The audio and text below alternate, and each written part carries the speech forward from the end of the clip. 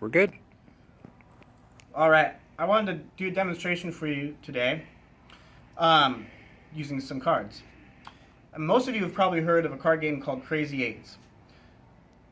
This has nothing to do with Crazy 8's. In fact, a little history lesson, the name of the card game, Crazy 8's, it doesn't come from that card game. It wasn't assigned to that. It actually comes from an ancient Chinese magic trick that a magician used to use in ancient China. He found out that if he carried a packet of 8's with him everywhere that he went, he could do some pretty wild things with them and have some fun.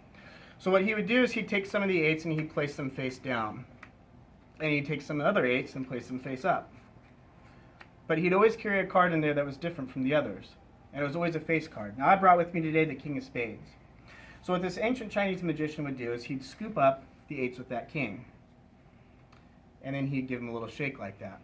Now when he shook the cards like that, magic would happen. What would happen is the 8's would be influenced to change into kings. You see how this king matches this king and this back matches this back? And this king matches this king and this back matches this back? The ancient Chinese magician would then take this king, scoop up the 8 just like that, and then give it a rub, which was enough to influence that to become a king. The Chinese magician would then take the 2 kings, scoop up this 8 just like that, give it a pass through his hand and a turn. Just for good measure, he'd always give it a shake just like that, which was enough to influence that 8 to become the king. Now I'm going to do something a little bit different here. I'm going to slow it down a little bit for you so you can see it. What he'd do next is he'd take the 8 and he'd place it into the packet just like this. You can watch it go into the packet. Now the Chinese magician would always say that he had control of when the magic happened. So he could shake the cards like that, but if he didn't want the change to happen, they wouldn't happen. The 8 is still there. Oftentimes he'd ask people, do you want to see the change happen or do you want to hear the change? So for you, I'll let you see it. Just like that.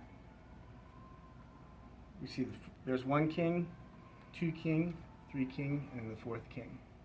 It probably wouldn't be very fair of me to not show you the faces, so I'll go ahead and do that right now. That 8 also changed to a king.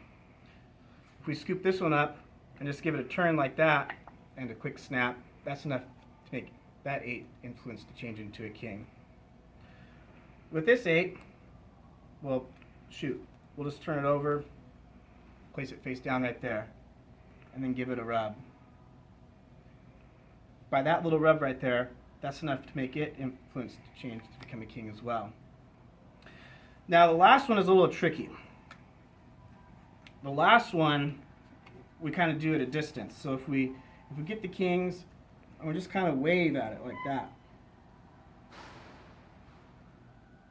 Maybe just give it a little brush. That should be enough to make it change into a king as well. Thank you.